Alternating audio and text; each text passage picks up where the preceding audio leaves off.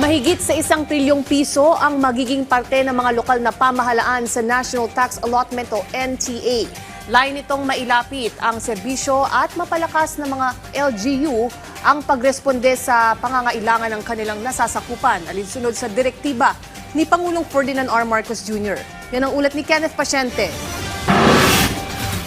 Lalagakan ng pondo ng Budget Department ang mga LGU na siyang unang rumiresponde sa pangangailangan ng mga komunidad. Yan ay para ilapit sa mamamayan ang mga serbisyo ng pamahalaan, alinsunod na rin sa direktiba ni Pangulong Ferdinand R. Marcos Jr. Ayon kay DBM Acting Secretary Rolando Toledo, mas palalakasin pa ang kakayahan ng mga lokal na pamahalaan sa pagtugon sa mga hamon sa kanilang nasasakupan. Sa ilalim kasi ng 2026 General Appropriation, tatanggap ang mga LGU ng 1.19 trillion pesos na National Tax Allotment o NTA, bukod pa sa mahigit 31.7 billion pesos na special shares mula sa national government at 1.41 billion pesos mula sa fire code fees. Ang ibig sabihin lang po nito, LGUs ang pangunahing tagapagplano at tagapagpatupad ng serbisyong panlipunan sa antas ng komunidad.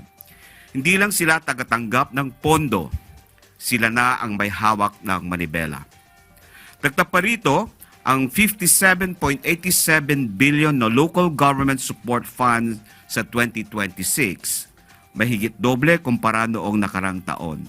Ang pondong ito ay tahasang dinisenyo upang palakasin ang basic services, suportahan ang kanayunan at kabuhayan at tulungan lalo na ang mga low-income o resource-constrained LGUs. Nilinaw din ng DBM na bagaman nasa LGU ang bola patungkol sa mga programa at proyekto, hindi pwedeng bara-bara ang pagpapatupad. Sa halip, dapat ay planado at nakaangkla sa malinaw na plano ng mga LGU.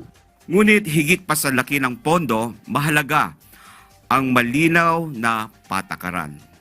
Sa ilalim ng 2026 budget framework, hindi na pwedeng magulat ang isang mayor na may proyektong tinatayo sa kanyang lugar na hindi niya alam. Hindi niya hiningi at hindi nakaangkla sa plano ng kanyang LGU. So ang budget ay hindi sorpresa. Ang budget ay plano. Sa Disaster Response and Rehabilitation naman, 39.82 billion pesos ang inilaan sa National Disaster Risk Reduction and Management Fund. 15.33 billion pesos dito ang ilalaan sa rehabilitasyon at konstruksyon ng mga infra project ng LGU. Pero magagamit lamang ito batay sa approved Local Rehabilitation and Recovery Plan. Ang LGU ang magpapasya kung ano ang uunahin: bahay, paaralan, health facility, infrastruktura at kabuhayan ayon sa aktual na pinsala at pangangailangan, hindi ayon sa dikta ng kahit sino.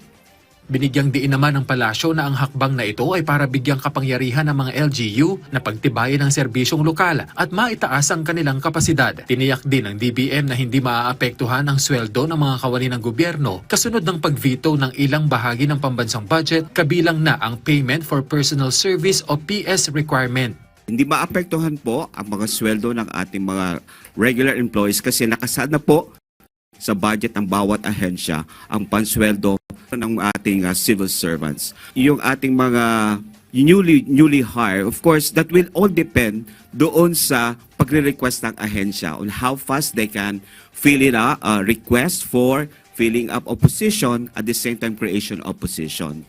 And hindi rin sila maapektuhan because mayroon tayong tinatawag na special purpose funds naman. Nilinaw din ito na bagamat na-veto ang pondo para sa Comprehensive Automotive Resurgency Strategy o CARS at Revitalizing the Automotive Industry for Competitiveness Enhancement o RACE programs, ay patuloy pa rin hinahanapan ng solusyon ang bayarin sa local automotive firms.